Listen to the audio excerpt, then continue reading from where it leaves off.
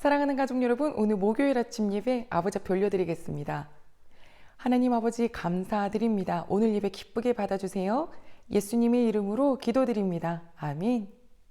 역대상 11장 10절로 19절 말씀입니다. 다윗에게 있는 용사의 우두머리는 이러하니라. 이 사람들이 온 이스라엘과 더불어 다윗을 힘껏 도와 나라를 얻게 하고 그를 세워 왕으로 삼았으니 이는 여호와께서 이스라엘에게 대하여 이르신 말씀대로 함이었더라.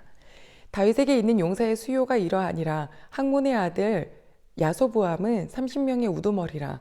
그가 창을 들어 한꺼번에 300명을 죽였고 그 다음은 아호앗 사람 도도의 아들 엘르아살이니 세 용사 중 하나이라.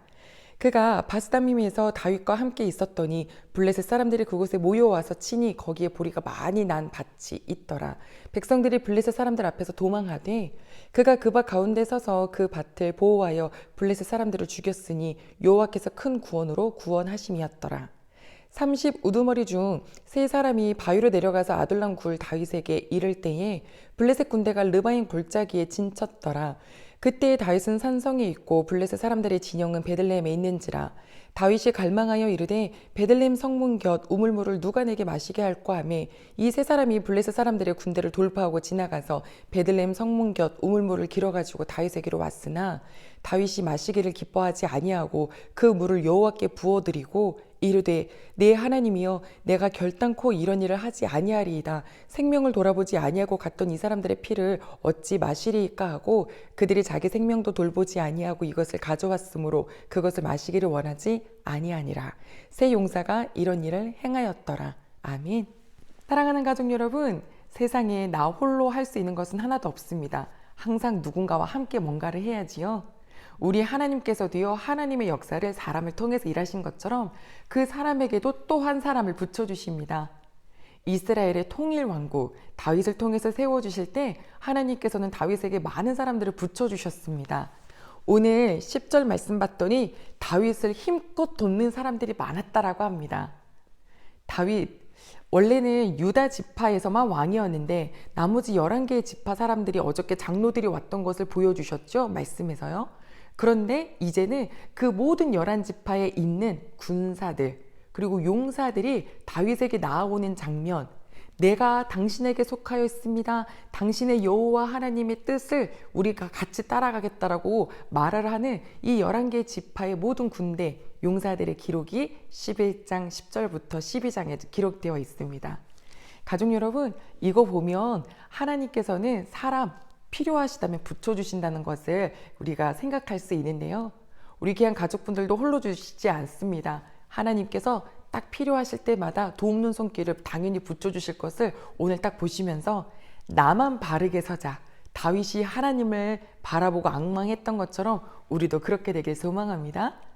그 중에 우리가 읽었던 이 말씀은 새 용사, 굉장히 또 특히 사무엘 하에서도 등장하는 아주 유능하고 충성된 새 용사에 대해서 나오는데요. 한 사람의 이름은 야소보암인데 이 사람은 한꺼번에 300명을 죽일 수 있는 용사였습니다. 또 한 사람의 이름은 엘르아살인데 이 사람은 블레셋 사람들이 보리가 다 익어갈 때쯤 공격해 올 때 나머지는 다 도망갔지만 그 밭에 딱 서서 적군을 마주하고 승리를 이끌었던 사람. 그런데 그 승리 또한 누가 주셨냐면 여호와께서 큰 구원을 주셨다라고 하셨거든요. 가족 여러분, 하나님께서는 사람을 쓰시고 하나님께서 그 사람을 통하여서 하나님이 구원해 주시고 그러니까 우리는 선하게 쓰임 받으면 너무 좋겠습니다. 그런데 이제 이름 모르는 이제 나머지 세 번째 이 사람까지 이 세 명의 용사가요 얼마나 충성심을 보였냐면 한 전쟁에 베들레헴 지역에는 이미 블레셋 사람들이 진을 치고 있는데 다윗이 그 베들레헴 성문 바로 앞에 그 옆에 있는 우물물에 있는 그 물이 너무 마시고 싶다라고 하며 혼잣말이든 아니면 지나가는 말이든 했는데 이들 세 명이 하나가 되어서 가자 하고 그 적진이 있는 곳을 뚫고 들어가서 물을 길어가지고 다윗에게 가져옵니다. 와, 이런 사람이 있으면 얼마나 좋을까. 그런데 다윗의 그 다음 태도는 그 물을 받고 기뻐하지를 않았어요. 그리고 바로 여호와께 부어드렸다라고 표현을 했죠. 우리가 제사를 지낼 때 그 짐승의 피를 제단 사방에 뿌립니다. 여호와께 부어드리죠. 이건 마치 그 우물물을 받아봤는데 이건 이 세 용사의 피처럼 보일 거예요. 그들의 목숨을 걸고 다녀온 것이지요.